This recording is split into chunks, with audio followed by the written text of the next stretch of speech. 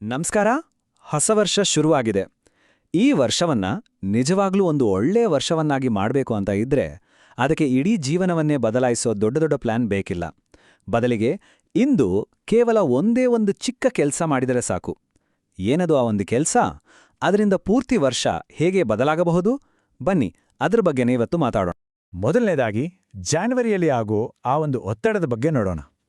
ಹೊಸ ವರ್ಷ ಅಂದ ತಕ್ಷಣ ಒಂದು ಕಡೆ ಖುಷಿ, ಇನ್ನೊಂದು ಕಡೆ ಏನೋ ಒಂದು ಪ್ರೆಷರ್ ಶುರುವಾಗುತ್ತೆ ಅಲ್ವಾ?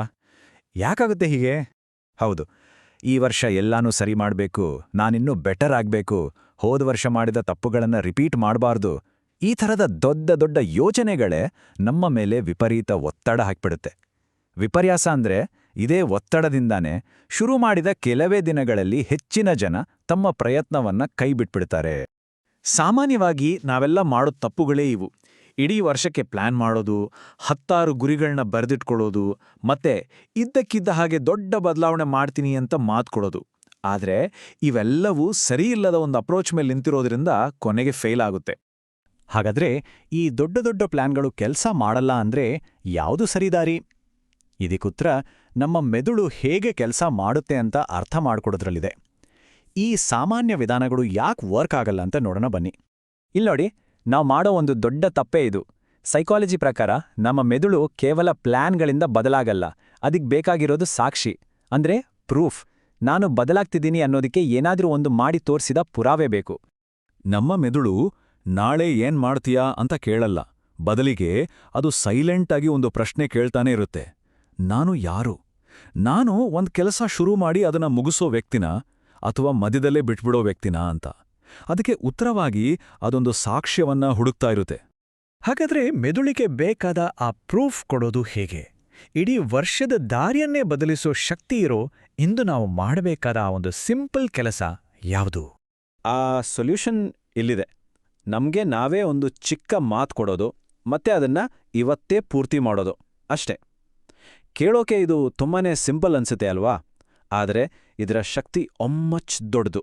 ಉದಾಹರಣೆಗೆ ಒಂದು 10 ನಿಮಿಷ ವಾಕ್ ಮಾಡೋದು, ಅಥವಾ ಯಾವುದಾದ್ರೂ ಪುಸ್ತಕದ 2 ಪೇಜ್ ಓದೋದು, ಇಲ್ಲ ಒಂದು 5 ನಿಮಿಷ ಸುಮ್ಮನೆ ಕೂತು ಉಸಿರಾಟ ಗಮನಿಸೋದು. ಇಲ್ಲಿ ಪಾಯಿಂಟ್ ಇಷ್ಟೇ, ಆ ಕೆಲಸ ನಾವು ಫೇಲ್ ಆಗಕ್ಕೆ ಚಾನ್ಸೇ ಇರಬಾರ್ದು, ಅಷ್ಟು ಚಿಕ್ಕದಾಗಿರಬೇಕು. ಸರಿ, ಒಂದು ಚಿಕ್ಕ ಮಾತನ್ನ ಉಳಿಸ್ಕೊಳ್ಳೋದ್ರಿಂದ ಇಷ್ಟೊಂದು ಬದಲಾವಣೆ ಆಗುತ್ತಾ? ಈ ಸಣ್ಣ ಆಕ್ಷನ್ ಹಿಂದೆ ಇರೋ ಸೈಕಾಲಜಿ ಏನು? ಬನ್ನಿ ಅದನ್ನ ಅರ್ಥ ಮಾಡ್ಕೊಳ್ಳೋಣ. ಇದಕ್ಕೆ ಸೈಕಾಲಜಿಯಲ್ಲಿ ಐಡೆಂಟಿಟಿ ರೀಇನ್ಫೋರ್ಸ್ಮೆಂಟ್ ಅಂತ ಕರೀತಾರೆ. ಅಂದ್ರೆ ನಮಗೆ ಕೊಟ್ಟ ಮಾತನ್ನ ಉಳಿಸ್ಕೊಂಡ ಪ್ರತಿ ಬಾರಿಯೂ ನಮ್ಮ ಮೆದುಳಿಗೆ ಒಂದು ಸಿಗ್ನಲ್ ಹೋಗುತ್ತೆ, ನೋಡು ನಾನು ಮಾತು ಉಳಿಸ್ಕೊಳ್ಳೋ ವ್ಯಕ್ತಿ ಅಂತ.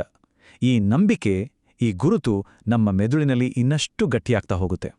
ಇದೊಂದು ಚೈನ್ ರಿಯಾಕ್ಷನ್ ಥರ ಕೆಲಸ ಮಾಡುತ್ತೆ.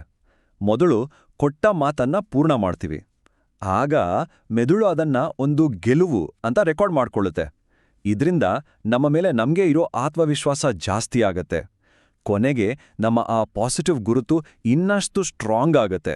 ನಿಧಾನಕ್ಕೆ ಈ ಒಂದು ಆಂತರಿಕ ನಂಬಿಕೆ ಯಾವುದೇ ಮೋಟಿವೇಶನ್ಗಿಂತ ಪವರ್ಫುಲ್ ಆಗ್ಬಿಡುತ್ತೆ. ನಾನು ಶುರು ಮಾಡಿದ್ದನ್ನ ಮುಗಿಸೋ ವ್ಯಕ್ತಿ ಅನ್ನೋ ಭಾವನೆ ನಮ್ಮೊಳಗೆ ಗಟ್ಟಿಯಾಗಿ ಬೇರೂರುತ್ತೆ. ಓಕೆ, ಇವತ್ತೊಂದು ಚಿಕ್ಕ ಮಾತನ್ನ ಪೂರ್ತಿ ಮಾಡಿದ್ವಿ.